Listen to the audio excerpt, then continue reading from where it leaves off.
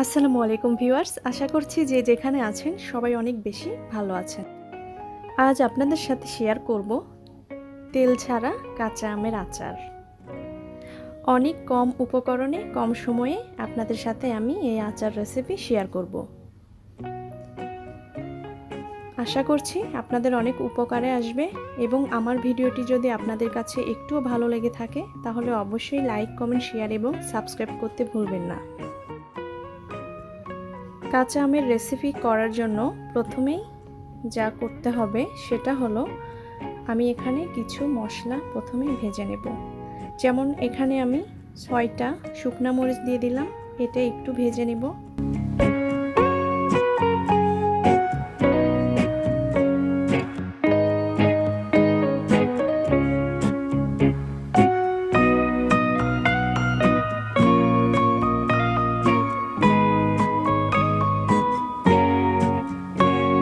এবং এখানে দিয়ে দিচ্ছি হাফ টেবিল স্পুন জিরা, আস্ত জিরা দিয়ে দিলাম, এটা একটু ভেজে নেব। এবং এখানে আমি দিব 2 টুকরা দারুচিনি এবং দেব 2টা সাদা এলাচ। এখন আমি এই কয়টা মশলা ভালোভাবে একটু ভেজে নেব।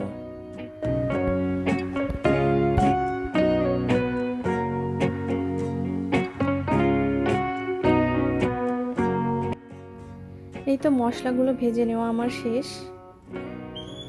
এখন আমি এটা ঠান্ডা হওয়ার পর গ্রাইন্ড করে নেব।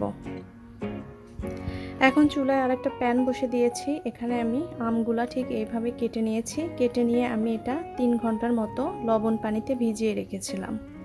এখানে 5টা আম আছে।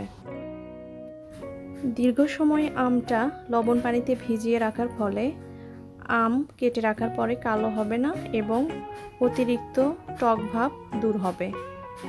তো এখানে আমি দিয়ে দিচ্ছি 1 চামচ লবণ। এবার দিলাম এখানে 1 চামচের কম হলুদ গুঁড়া।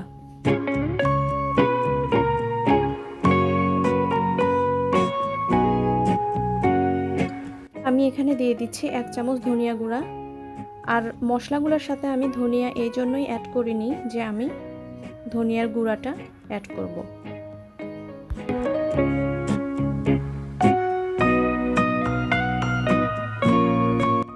এবার সবগুলো মশলা আমের সাথে একটু ভালোভাবে মিশিয়ে নেব।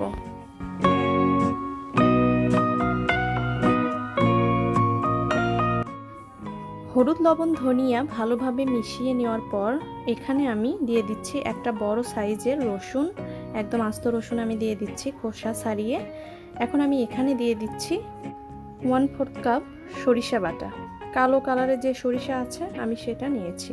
কেউ চাইলে ইয়েলো কালার আছে সরিষা, সেটাও দিতে পারেন। তবে সরিষাটা বেটে নেওয়ার সময় অবশ্যই আমি এখানে 3টা কাঁচামরিচ দিয়েছি এবং একটু লবণ দিয়ে বেটে নিয়েছি, যার কারণে তিতা ভাবটা থাকবে না।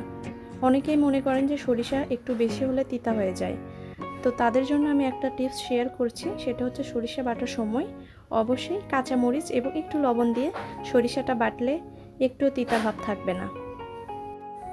সরিষা দেওয়ার পর আমি এখানে দিয়েছি হাফ কাপের মতো পানি। তো ভালোভাবে মিশিয়ে নেওয়ার পর আমি এখানে 1 কাপ পরিমাণ চিনি দিয়ে দিচ্ছি।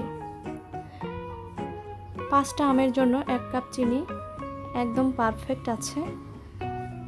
যারা বেশি মিষ্টি খেতে পছন্দ করেন তাদের জন্য একদম পারফেক্ট আছে, মানে এত বেশি মিষ্টিও না এত টকও না, একদম ঠিক আছে। তো আমি এটা ভালোভাবে একটু মিশিয়ে নেব।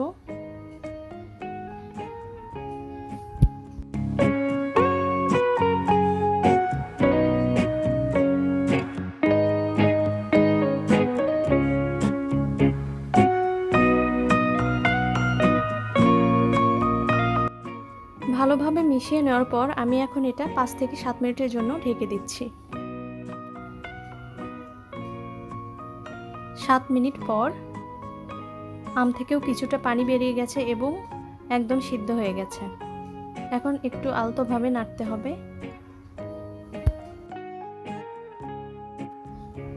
প্রথমেই আমি যে মশলাগুলো ভেজে রেখেছিলাম সেগুলো আমি গুঁড়ো করে নিয়েছি, এখন সেগুলো দিয়ে দিচ্ছি।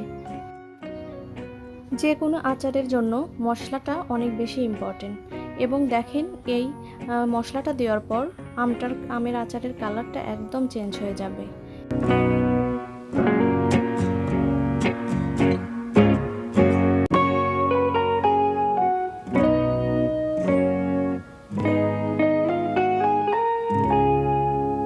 এই তো আমি যে রসুনগুলো দিয়েছিলাম সেগুলো সিদ্ধ হয়েছে, তবে আস্ত আছে। এটা খেতে দারুণ টেস্টি। আমার রেসিপিটা ফলো করে অবশ্যই বাসায় তৈরি করবেন এবং ভালো লাগলে অবশ্যই আমাকে কমেন্ট করে জানাবেন। আর আমি এখানে একটু তেল অ্যাড করিনি। আমি তো আপনাদেরকে বলেছি যে আমি এটা তেল ছাড়া আচার করে দেখাবো আপনাদেরকে। এই তো একটু ভালোভাবে মশলাগুলো নেড়ে চেড়ে নিব।